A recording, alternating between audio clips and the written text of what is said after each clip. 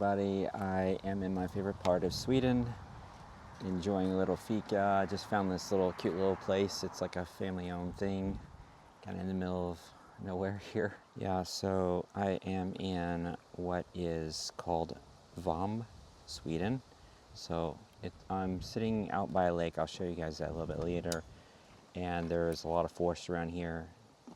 Just enjoying me a little bit of apple pie and coffee here before I show y'all guys around this area.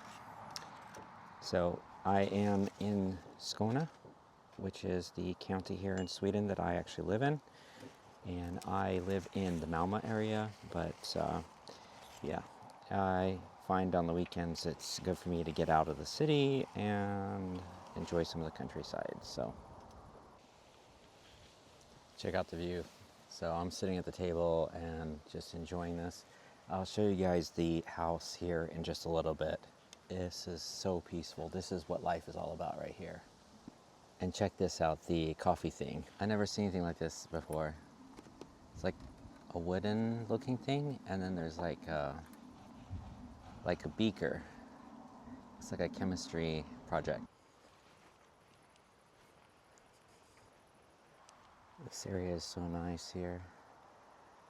Beautiful day today, and lake is just back that way.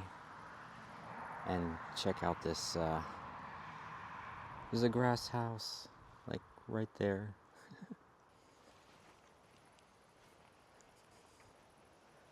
So cute. Oh, this is like paradise here. And the older gentleman, he is so sweet and so nice. It was so cool to talk to. I love the people out here in the countryside.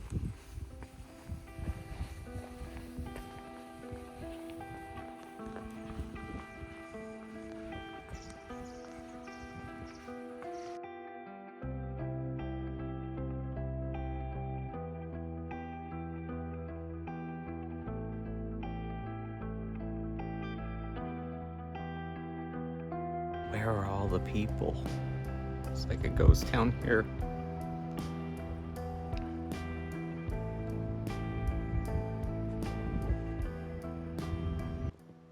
Love the cobblestone.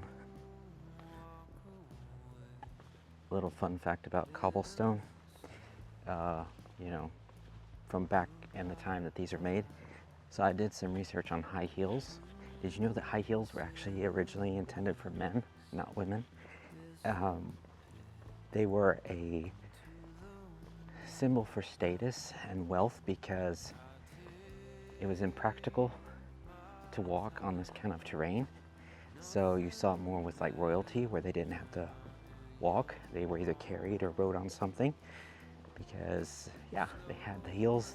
You couldn't walk on this kind of ground. In fact, from literature I read, a French king, I can't remember which one, he actually had commissioned red pair of high heels and made a law that no one else could wear red high heels. You could wear high heels, but not red ones, because only he, the king, could do that. And so eventually, with time, what do people do? They copy what the royalty does. And then that spread to, yeah, other men wearing high heels. Eventually, during the Victorian period, there was the masculinization of women, smoking pipes and doing more manly things, and so women started wearing heels, and it kind of spread out popularity with men, and eventually it became the norm for women. Little weird random fun facts from Brandon. Oh, I'm always so glad when there's free parking. Found a spot to park here. Gonna take a little hike, guys. So this is Vomb, and this is one of the parks around the lake. From what I understand, this lake is actually very important because it supplies water for all this part of Sweden, from what I've been told. Absolutely love this area. I think it'd be fun to have like a cottage here in this part of Sweden. Come here on the weekends. I think if you're working though as a nurse like I am, it would be unrealistic to work here unless you like worked in home health. I am an intensive care nurse by trade, and so You're not going to be doing that in home health. Maybe work as an ambulance nurse, possibly. Anyways, yeah, really cute place. I had to say this is my favorite place in Skåne I've been so far. There's a lot of places I haven't been yet. This is my favorite so far. I am in love. I am in heaven. Oh, I love being out in a Swedish countryside. It's really special. I wish I could live out here. Maybe in the future I can get to that point. Financially, I'm not able to do it. I'm not, as you who have been following me know, I am not a citizen here. I am not a resident here. I have a work permit. And so that makes my life, that's a bit more of an obstacle. So I kind of have to live in a city for now. But long term, I could totally see myself living out here. And one thing that I notice is I love the old people out here. There's some sweet ones in the city, don't get me wrong, but I've had a lot of bad experiences, but just the people out here, I mean, they are the type of people I would just sit out on the, well, I don't know if they do porches over here. I don't think that's a thing in Sweden, but like you would, you know, back where I come from, I would just sit on the porch and drink coffee with them and watch the sunset or sunrise or whatever and shoot the bull. The guy at that cafe that I was at, he was just so sweet. He must have been like 80 years old, and I guess he's just doing the cafe as like a thing to do. And he was just so kind and polite, and he's like, make sure and send greetings. He's like, asked me where I was from, and I told him I lived in Limham. He's like, when you go back, send greetings to Limham. It just reminds me of, like, you know, the old people back home in Texas, that sweet, friendly hospitality. And yeah, it's so nice. So where I'm at right now, I'll show you guys. The horse. Oh, he hears me. Looks like he's got something on his eyes, like a blindfold. That's strange. Nobody out here, and this is what I like. I like being out of the city, away from people. I don't mind. Yeah, I'm one of those guys. I like intimate relationships with people. I like one-on-one, maybe maximum group of 4 people.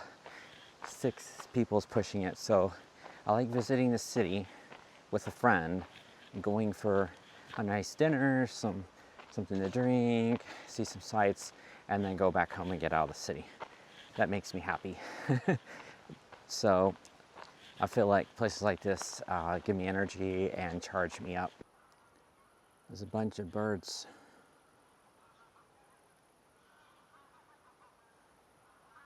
Ducks and maybe geese, I'm not sure. This is outrageous. I'm in pants and a hoodie. It's the middle of August. It's like the 23rd of August. And cold. Not cold. I mean, this, to me, I love this temperature, but like coming from Texas, this is like quite a difference. Back home it'd be like 47 degrees Celsius right now. And here it's like 16. Like such a change. This tree must be hundreds of years old, this oak tree. My goodness. If you saw my last video, there is an oak tree that is one of the 2 oldest trees in Sweden. That's an oak tree. It was like 1,000 years old. What's it say here on the thing? Skåne's Nature Union, Care Union. So I guess there's a union that takes care of this tree. Man, this thing's huge. I'll give you a little perspective. My goodness. So everything on this side apparently is preserved land.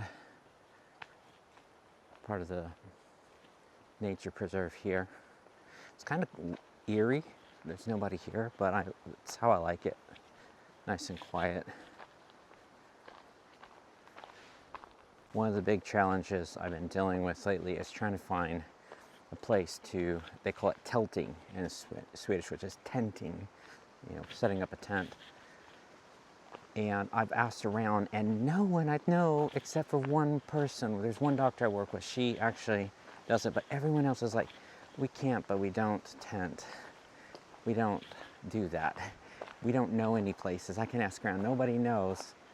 And then it's like, yeah, it's a challenge. And it's like, I looked up online, and ChatGPT and AI and all that stuff is saying like this area around this lake here, that you can't, because it's a nature preserve, which kind of was deceiving to me, because I hear about Allemansrätt in Sweden, like it's basically like you can go anywhere as long as you're, I think it's 75, I could be wrong, correct me in the comments because I'm not Swedish, so I may say this wrong. I think it's as long as you're 70 or 75 meters from a private residence, even if it's private, you have the right to go on the land. You can pick berries, you can pick mushrooms. And I was under the impression that also included, like if it's like out in nature like this and there's no house within sight, you could set up a tent. But apparently that does not hold true. So educate me, people. I'm here. I'm open ears. I want to understand this, how this works. How do I find a tenting spot? I don't necessarily have to have one of those ones that has like a windbreak. I know there's some that I've come across accidentally that there's like a wooden windbreak where you can set up. My biggest thing is I don't want to camp where people are at. And in Skåne, there's a lot of people here, especially in the summer. They go out in nature, and I cannot seem to get away from people. So I'd like to go somewhere quiet. So if you have some suggestions for me where to go to get away, I think it'd be helpful if anyone else is into camping and tenting and that sort of thing here. My next thing I got to do, I've got a tent, I got a sleeping bag, I've got like an air mattress. I need to get something to cook with. So the doctor I work with who does do camp tenting, she actually sent me a link to some recommended stuff to buy for cooking. So if y'all got some recipes for me for cooking, let me know. I found a Swedish YouTuber who's doing it. I want to follow his lead. Really excited to try that before it gets too cold. So yeah, well, here we are. I'm going to show you this. This is pretty cool. We are at the lake, and I have so many memories. I have a little story about this. I've been here once before, and you see there's like, it's pretty steep, and it may not have been here. I think it was down that way a little bit because I was trying to go where nobody was at. And there was a hole, and I was in just swimming shorts and flip-flops, and I fell down into a hole that was covered with weeds that I couldn't see. So I'm gonna be really careful today. And today I've got pants on me. But yeah, there was a hole. I fell into it, and it was a hole covered with stinging nettle, which I think this is stinging nettle here. So it's covered with this, see all the thorns? And so, like, I had it all over my legs and everything. And I ran straight for the water, and it was cold. It was in the summer, but it was still cold water, and that helped a lot. But it was just such a massive amount of whatever's inside the venom of this nettle that, like, I stung for like a whole week after that, and nothing would like calm it down except for like steroid cream I brought from America. But yeah, here we are at the lake. I love this area because it's like almost nobody here. All right, I'm gonna see if I can go down this thing without falling into all the nettle here. Thankfully I got pants on today.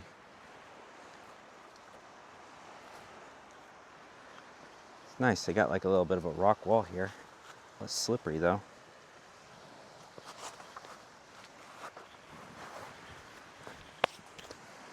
Made it.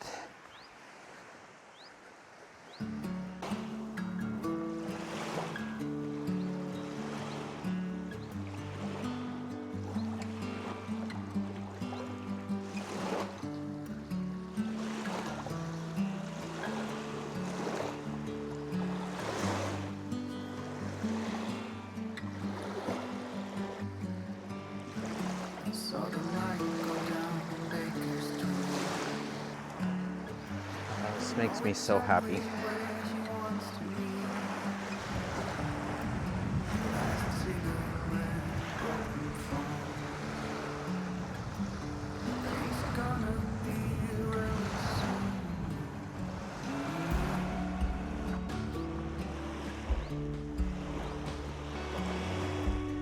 This is crazy though, because I mean, look, there's like nobody here. Not a single person. And this whole sand beach.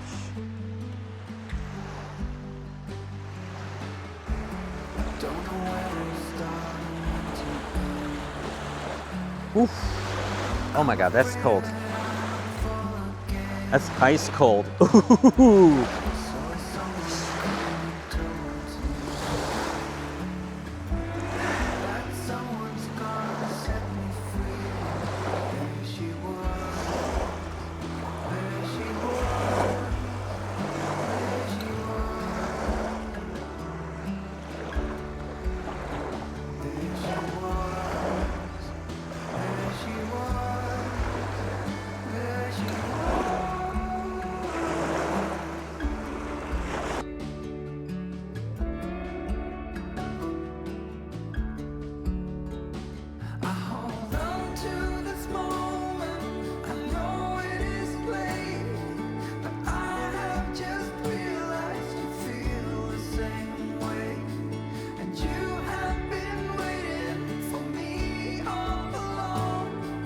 Now I'm around the other end of the lake, and I guess, yeah, this is the south side of the lake. Going for a walk through the forest. I have not been out here in a while. Last time I came here, you may have seen my video a year ago where my father passed away. The last time I've been here was a year ago, the day my dad died. So, a few memories here. But I always enjoy coming in the forest just to kind of reflect. And the thing I like about out here is there's like almost nobody out here. So it's pretty private.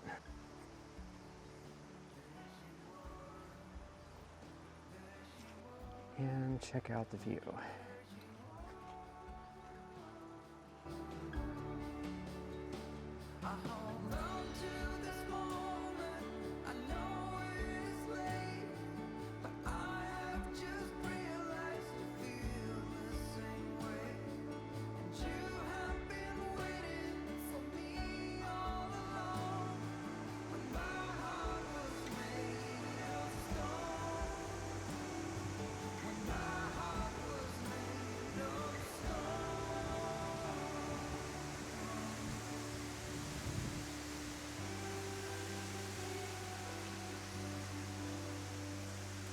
You can see the water's coming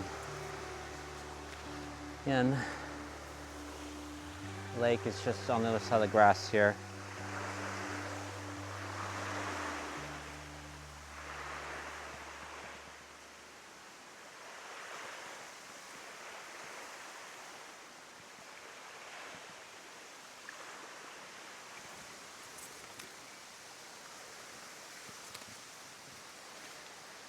The grass is too tall.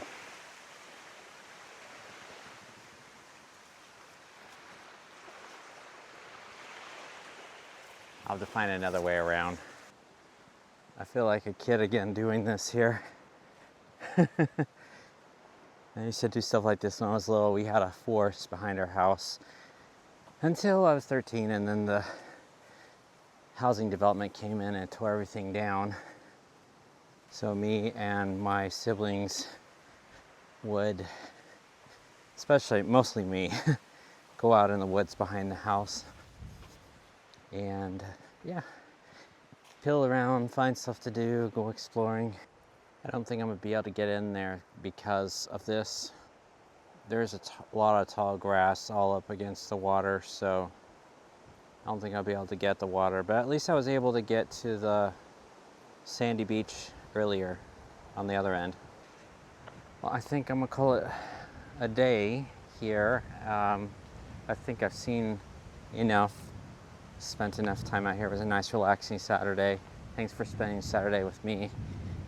And if there's anything else that y'all, suggestions y'all want to make or any corrections, always feel free to put that down in the comments. If you want to make sure that I respond to your comments, because I do get quite a few, I always prioritize all my subscribers. If they're public subscribers, if they're not public, I can't see them. Of course, my members, I have a membership program as well, Sapphire program, so I always give priority to those, and thank you guys that are members. And that's a wrap today. So if y'all have any other suggestions here in Skåne, places to see, of course I'm looking forward long term to do more stuff outside of Skåne area, but for now I'm kind of tied to this area right now for various reasons. But I will eventually kind of go out. I think my broader plan for this channel is, I love Scandinavia in general. I love Iceland. I've been there. I want to go to Greenland. I love all the Nordic countries. And long term, I do want to eventually, when I financially can afford it, venture out and see more. I haven't been to Faroe Islands. I haven't been to Greenland, but definitely on my list of things that I want to do in my lifetime. But for now, I content myself with Skåne. There is quite a bit to see and do here. The next county over, Blekinge, I haven't really done anything over there, so I think that would be reasonable to try to travel over there as well. So thanks for coming with me today and doing a little bit of exploring. I appreciate all the support. Take care of yourselves. Have a good day. Bye.